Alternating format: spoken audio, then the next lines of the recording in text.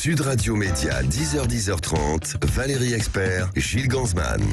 Bonjour Gilles. Allez, mettez votre casque. Oui, je mets mon casque. Bon, j'ai commencé avant vous. Je suis depuis longtemps. L'émission Média aujourd'hui avec notre invitée Ève Angeli. Bonjour Ève.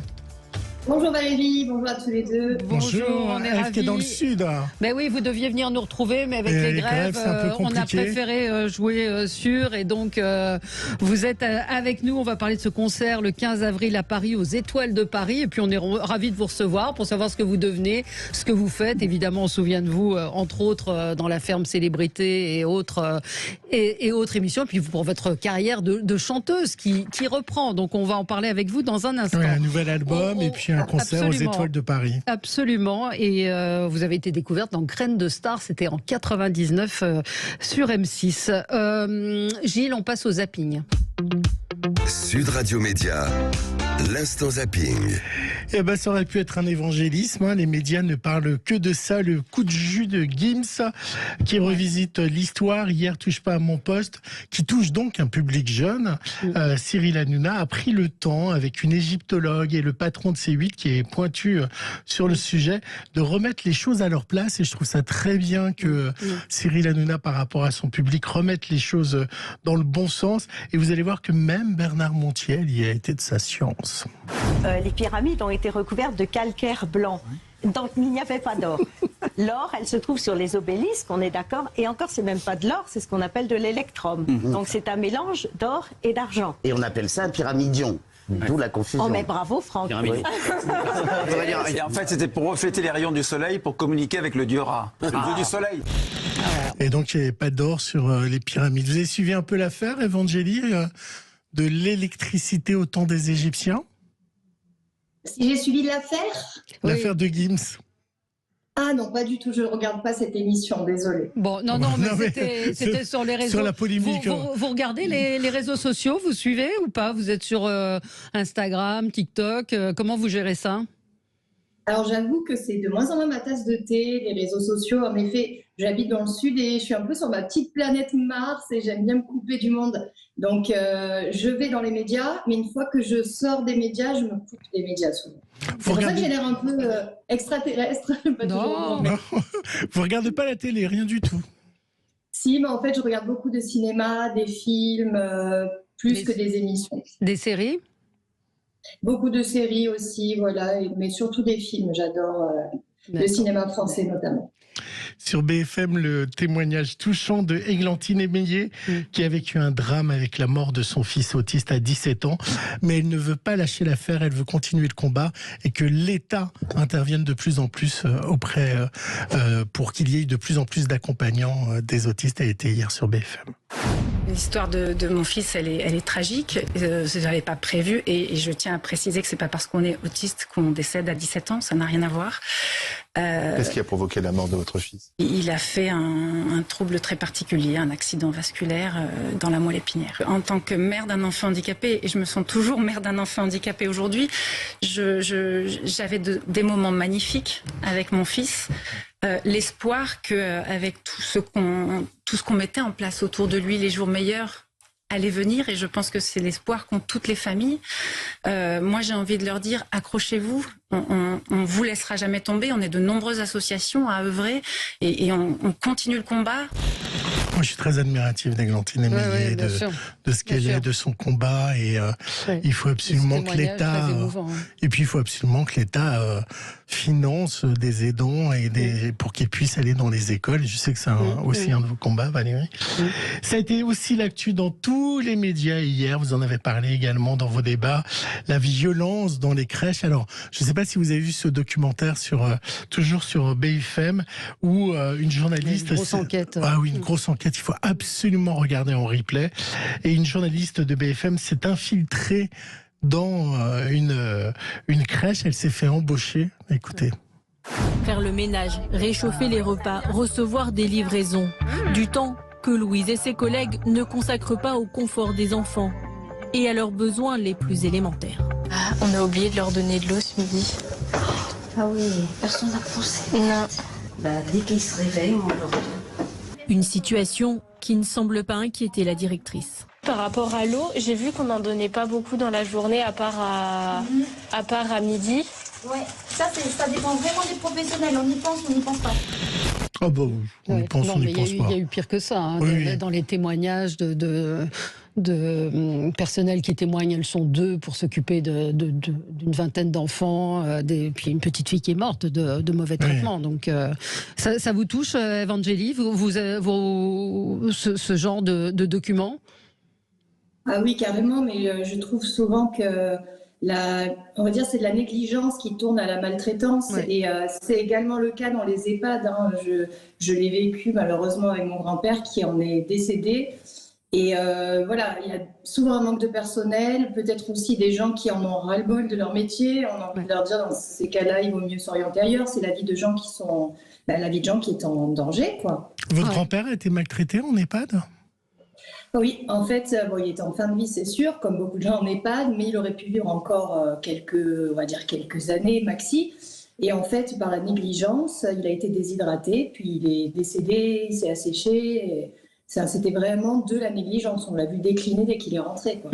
Alors, négligence, on apporte aussi notre soutien au personnel dans les EHPAD qui parfois font ce qu'ils peuvent avec les moyens qu'ils ont et le nombre de personnes. On a entendu souvent les toilettes faites en 5 minutes parce qu'il y a des rendements. Manque de personnel, ouais, absolument. Sur France 2, dans l'émission de Faustine Bollard, vous ne regardiez pas Plus belle la vie, Evangélie? Je suis une mauvaise élève encore. Alors, je regarde quand même les informations. Je tenais à rattraper ce que j'ai dit tout à l'heure. Je me tiens au courant de l'actualité tous les soirs le 20h. Donc ça, oui. Mais Plus belle la vie, non. Et France 2 ou TF1 TF1. Le 20h de TF1. Sur France 2, en tout cas, dans l'émission de Faustine Bollard, Rebecca Hampton, c'est une comédienne qui a été pendant plus de 18 ans dans Plus belle la vie. Et Valérie, c'était un témoignage fort. Elle ne se remet pas de l'arrêt du feuilleton. Oui, bien sûr, je suis en chagrin. De toute façon, je ne suis en ce moment un peu que chagrin. Pourquoi ? Parce que c'est un grand bouleversement. D'abord, on l'a tous appris d'une façon un peu violente et un peu rapide. Depuis que j'ai ma fille, les choses sont très différentes. Et ma fille est marseillaise. Et en fait, au mois de juin, vraiment, le terme est bon, mais j'ai arraché ma fille de Marseille pour la faire s'installer à Paris avec moi. Pourquoi l'arracher ? Parce que j'étais seule à Marseille avec ma fille depuis 10 ans, 9 ans. Et d'un coup, je me suis dit, si Plus belle la vie s'arrête, le travail va revenir à Paris. Donc, il va falloir que je retourne un peu dans le système plus des castings, des auditions, des rencontres. Ça mériterait un documentaire, tous les comédiens qui ont été mis sur le côté de Plus belle la vie. Valérie, est-ce que hier, vous a réveillé? Non, pas du tout. Est-ce que hier, vous avez regardé Canap 79? J'ai commencé à regarder, j'ai trouvé ça formidable. Je ne sais pas si ça a marché ou pas. Mais ils ont un attaché de presse en interne où je n'arrive pas à arriver à... Alors, TF1 pousse pour qu'on puisse l'avoir en plateau, mais c'est très compliqué parce que... Étienne ou te lançons un appel, on serait ravis de te recevoir. Moi, j'ai commencé à regarder, c'était génial. Et puis, j'ai été obligée de m'arrêter, mais je vais regarder en replay, mais c'était addictif. C'était génial. Et à un moment, donc, on est dans son canapé, devant la télé des années 79, et on vous a fait un petit medley des tubes de l'époque.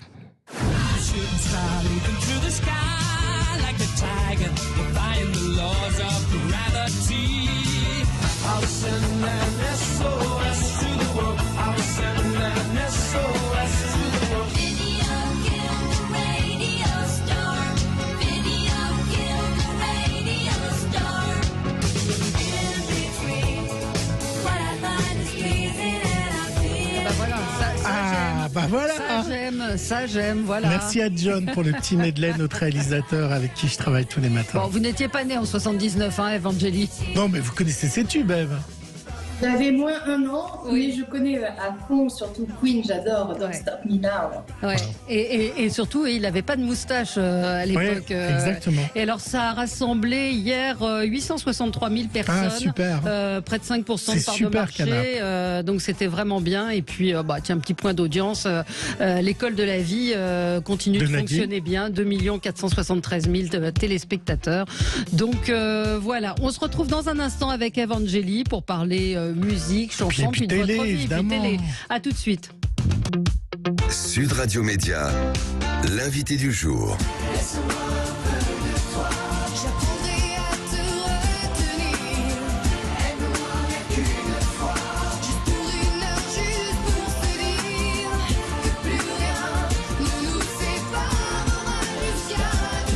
notre invitée aujourd'hui, c'est Ève Angeli. Vous serez en concert à Paris, aux Étoiles de Paris. Vous fêtez le 15 avril. Le 15 avril. Vous allez encore chercher des places pour ce week-end. Vous m'invitez, Valérie? Ben bien sûr, 22 ans de carrière. Déjà, comment allez-vous? Que devenez-vous? Parce qu'on vous voit plus beaucoup, on ne vous entend plus. Vous nous avez dit que vous viviez dans le sud. Vous êtes où dans le sud? Dans quelle partie, si vous ne voulez pas dire exactement? Sud-est, sud-ouest? Je suis dans le Var, en fait, exactement, dans le département du Var. Et c'est vrai que je me fais plus discrète dans les médias pour les raisons que j'évoquais tout à l'heure. On m'a quand même beaucoup vue à une période un peu même surexposée dans les médias. Et maintenant, je choisis de me recentrer, depuis le confinement encore plus, sur l'essentiel. Est-ce que vous avez souffert de tout ça? Est-ce que vous referiez la ferme célébrité? Parce que quand on vient d'entendre, avant de partir, vous avez vendu des disques, vous étiez une chanteuse connue, c'était parti pour faire plein d'albums. Et moi, j'ai l'impression que la ferme vous a coupé en fait dans cet élan. Ça vous a mis une image qui n'était peut-être pas celle que vous aviez au départ. Exactement, c'est évident. À la base, j'étais une jeune chanteuse de 20 ans, brune, vraiment connue pour ses qualités vocales. Et puis dans cette émission, on m'a retrouvée un petit peu plus décolorée. Ça, c'était un choix personnel. Mais j'ai pas compris que juste par rapport à une couleur de cheveux, l'image pouvait autant changer dans l'œil du média, on va dire, et du coup dans l'œil du public, puisque le média est un peu roi, on dirait, sur l'opinion publique, et c'est très dommage. Après, les gens, heureusement, qui me suivaient depuis le début, ont su forcément faire le tri et continuer à m'aimer. C'est ce qui m'a permis de faire encore des concerts très nombreux chaque été depuis 23 ans bientôt. Mais vous regrettez d'avoir fait cette télé-réalité? Ce serait à faire, vous referiez? Honnêtement, je ne suis pas du genre à avoir des regrets parce que je pense que ça parasite la vie, ça alourdit notre quotient émotionnel, c'est vraiment pas positif pour avancer. Donc les regrets, pour moi, c'est quelque chose qui enlise. Donc j'ai pas de regrets, je continue d'avancer. Par contre, je sais que si on me le repropose à l'avenir, ce genre de programme, ça sera niette. Mais vous pensez quand même pas qu'on a pensé que vous étiez idiote parce que vous étiez blonde quand même, si? En tout cas, la presse, en tout cas même avant la presse, je dirais, la production de l'émission a vraiment orienté toutes les bêtises que je pouvais dire, plutôt que d'orienter sur les choses intelligentes que je disais. Je pense qu'il y a des cases à respecter, des codes. Et moi, ils ont dit la blonde, forte poitrine, elle, on va pas la rater. Dès qu'elle va dire des phrases naïves, on va garder que ça. Mais ça vous mais vous en êtes rendu compte sur le coup? Ça vous a amusé? Vous en avez profité? Vous êtes, c'est un petit peu aussi ce qui vous a fait connaître peut-être d'un plus grand nombre de personnes. Donc, est-ce que vous en avez joué aussi d'une certaine manière? Je pense que j'étais très inconséquente. À l'époque, j'avais 23 ans et du coup, j'ai pensé que d'en jouer, ça allait être porteur pour moi. En effet, ça l'a été pour, on va dire, le côté people, le côté populaire, etc. Mais par contre, j'ai pas vu que ça pouvait rapidement nuire à la chanteuse. Et ça, c'était l'envers du décor. Et donc, à quel moment, pour vous, ça a été... Il y a eu une rupture? C'était après la ferme célébrité? Vous avez décidé de vous replier? Vous avez continué quand même à apparaître dans les médias? Ah oui, justement, quitte à être allée dans cette émission pour qu'on ne m'oublie pas, j'allais pas, on va dire, avorter cette cote de popularité en pleine expansion. Il fallait que je continue à aller dans ma mission qui était de refaire surface au niveau médiatique. Donc j'en ai joué pendant peut-être 3 ans et puis après j'en ai eu assez parce que je me suis dit c'est pas comme ça que je ferais ce que j'aime et que je serais vraiment fidèle à moi-même surtout. Vous dites me recentrer sur l'essentiel, c'est quoi pour vous? C'est quoi votre vie aujourd'hui, Ève Angeli? Alors, ce qui est sûr, c'est que, on va dire professionnellement parlant, c'est la musique, l'essentiel, puisqu'à la base, je suis née et je le sais pour chanter, et ça n'a jamais quitté ma vie. Et après, l'essentiel, c'est aussi de ne pas se perdre en chemin. Et pour ça, il a fallu que je m'éloigne des médias parce que, malgré tout, on peut avoir tendance à croire ce qu'on dit de nous, et ça devient dangereux. Quand soi-même, on doute de qui on est, on doute de ses capacités intellectuelles parce que Pierre-Paul Jacques, dans les médias, l'ont dit, forcément, on se dit, bon, je vais prendre du recul et puis qui même me suivent et les autres, tant pis, s'ils ne comprennent pas, je vis sans eux. Alors, nos auditeurs vous adorent, vous avez une voix de feu. Est-ce que vous avez un coach vocal, demande Stéphane. Vous avez une puissance incroyable. Je retiens de Evangélie sa fraîcheur, sa spontanéité. Elle a également fait un spectacle drôle et une pièce de théâtre écrite et produite par Laurent Ruquier.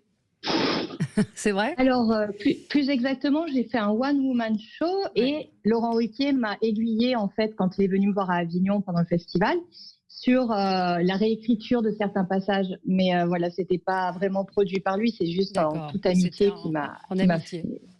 Et voilà, l'honneur de... Vous sortez également, vous avez un album qui est sorti fin de l'année dernière, qui est toujours en vente, on peut aller l'écouter sur les plateformes.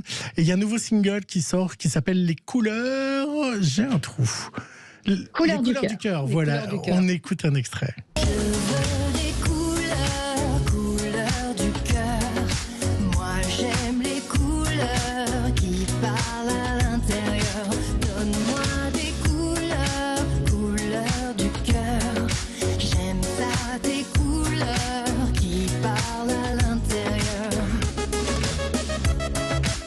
Ça fait très musique d'été, ça. Ouais, ça fait très tube d'été. Voilà, c'est ce qu'on vous souhaite. C'est compliqué aujourd'hui de sortir un album. Vous avez eu du mal. Comment ça se passe aujourd'hui devant la multitude, le monde? Je crois qu'elle est passée par Ulule. Oui, c'est ça. C'est pour ça que je vous posais la question. Exactement. Je suis passée par la plateforme participative Ulule, donc j'ai la chance d'avoir, comme je le disais tout à l'heure, un gros noyau de fans qui me soutient à chaque fois que je lance des projets musicaux. Et la nouveauté, on va dire, c'est que notamment Couleurs du cœur, je l'ai entièrement écrit et composé. Donc j'ai fait la mélodie, le texte, et c'est un album du coup qui est vraiment très personnel, très intimiste et grâce au public, j'ai cette liberté. Et ça, pour moi, quand je parlais d'essentiel tout à l'heure aussi, c'est bien évidemment de retrouver ma liberté d'action, de réflexion. Voilà. Ça veut dire cet album en est la preuve. Ça veut dire qu'aucune maison de disques vous aurez signé, Ève? Ah, je n'en sais rien. En tout cas, je n'en voulais pas. C'est pas prétentieux de ma part, c'est que j'ai connu 3 maisons de disques. Et j'en ai fait vraiment le tour. J'ai connu aussi la fusion des maisons de disques, parce que forcément, c'est très compliqué pour elles, vu que le disque ne se vend plus. Et je me dis finalement, aujourd'hui, tant qu'on a un bon distributeur, et c'est mon cas, je suis dans les FNAC, on peut me trouver vraiment dans les magasins, pourquoi aller laisser le bébé et le contenu artistique à une tierce personne? Donc je ne sais pas si vous aurez... Les radios vous passent ou pas tellement? On avait Sheila ici qui nous disait combien c'était difficile aujourd'hui d'entrer dans les listes des musicales. Alors j'avoue que sur Je S'aime, on n'a pas eu du tout d'airplay. C'est le premier single qui porte le même nom que l'album, Je S'aime donc.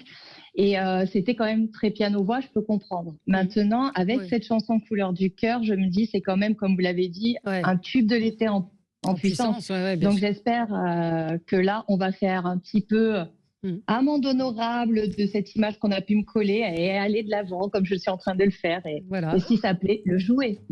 Stéphane nous dit autant de fraîcheur, on en a besoin, revenez. C'est fou qu'une telle artiste ne soit pas soutenue. Oui, vous avez des gens qui vous soutiennent et qui vous aiment et c'est vrai que c'est assez formidable. Moi, j'avais une question. Vous en vivez aujourd'hui? De quoi est-ce que vous vivez?